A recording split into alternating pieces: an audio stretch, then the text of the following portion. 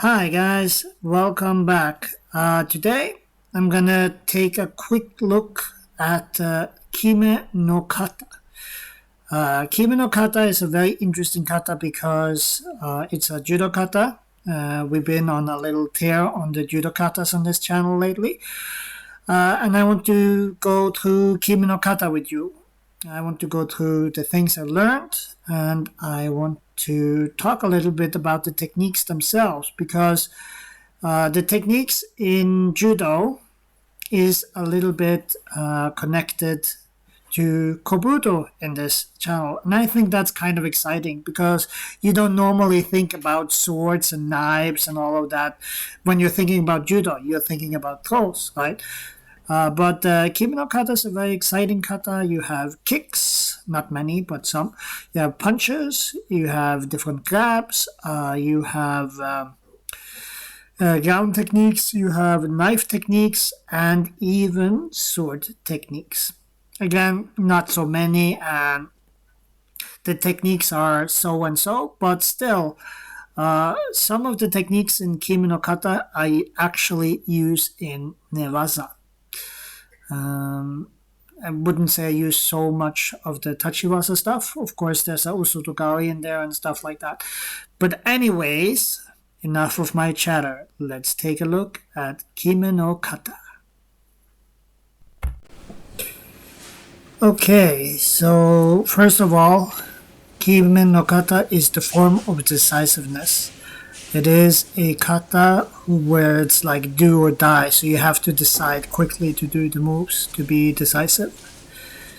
This is reiho. This is the process before the kata opens.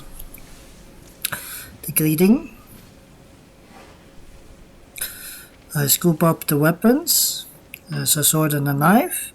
I get up and I turn around. Put the weapons down. All of this is part of the kata, but the kata itself is technically not open. But this is part of it. See, we got up, synchronized. Now the kata is open. You see, we open our legs. Then we will kneel. We will close the distance. And the first technique is idori. I grab his hands, he kicks me, and he goes in for a waki gatame. And I tap. Waki gatame is a very, very strong move, and I like it a lot. Sukate, strike to his stomach, he blocks, and follows up with haragatame, which is another submission move.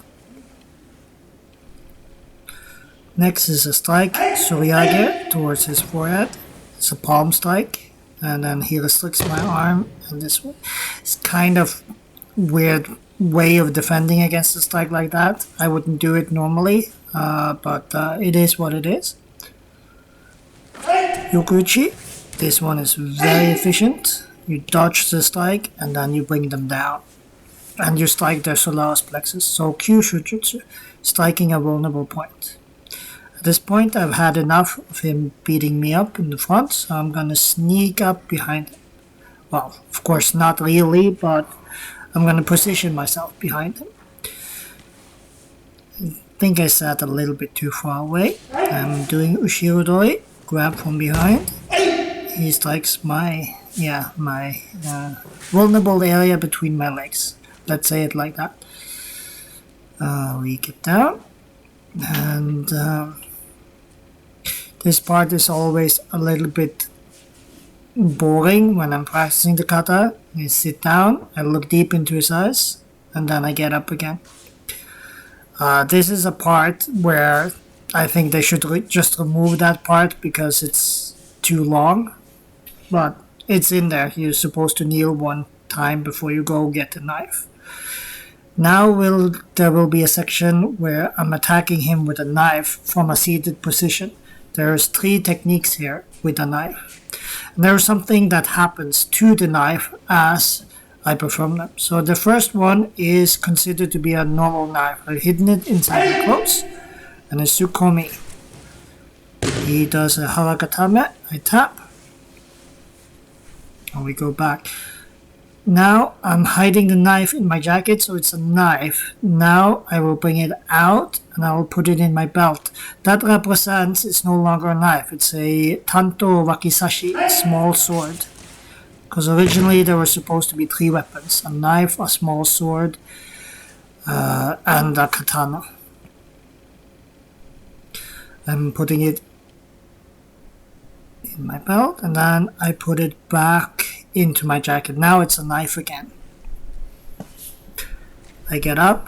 Now this position here is a bit interesting to me because they put this into the kata, so there has to be situations where you're being attacked from the side. Yokosuki, side strike. And again, submits me with a harakatame, which is interesting. Very, very interesting. We kneel. I get up.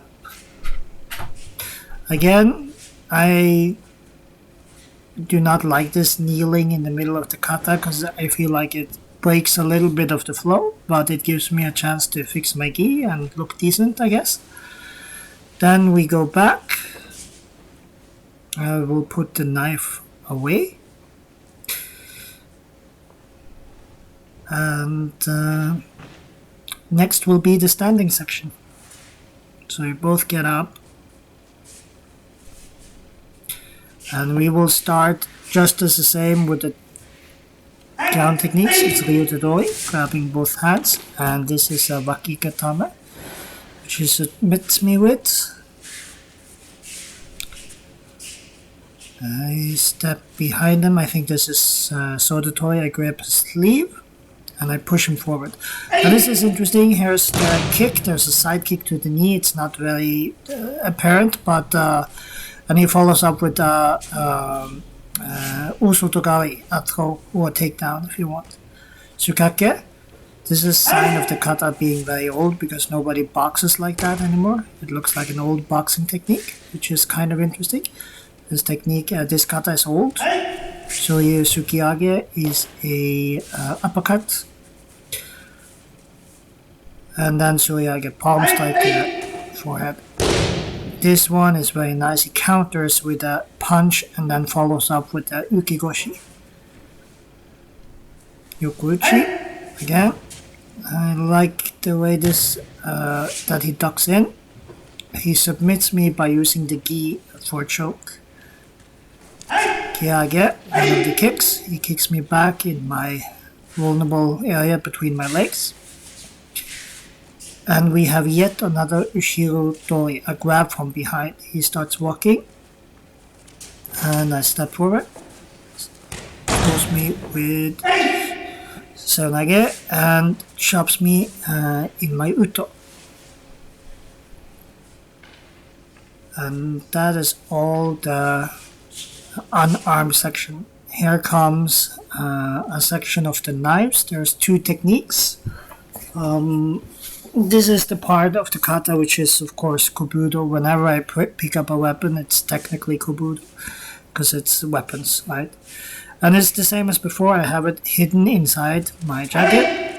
Sukomi, he defends, taps me with harakatame, and goes in, and now it becomes a wakizashi or tanto, a small sword.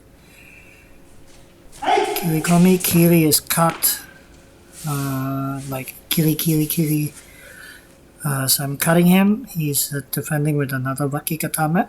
A lot of repetition. So I like this kata because you're repeating a lot of the same patterns over and over to really like get them into your body, which is kind of cool with this kata.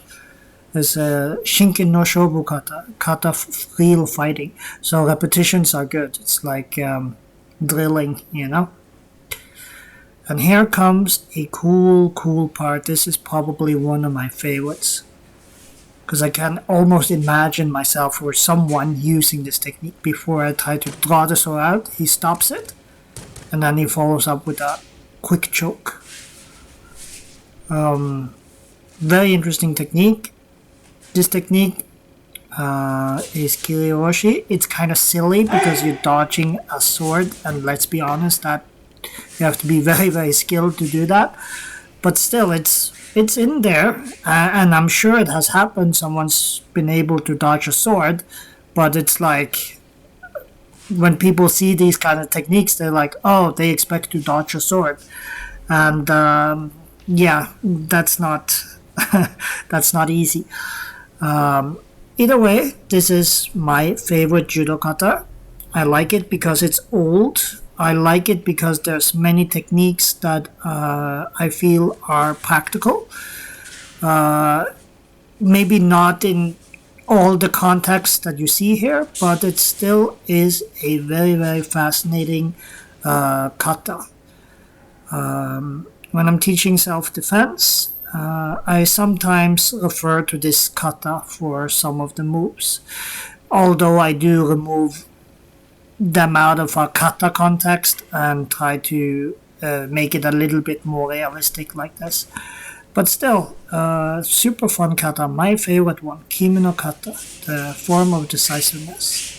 Thank you so much for watching. Have a lovely day.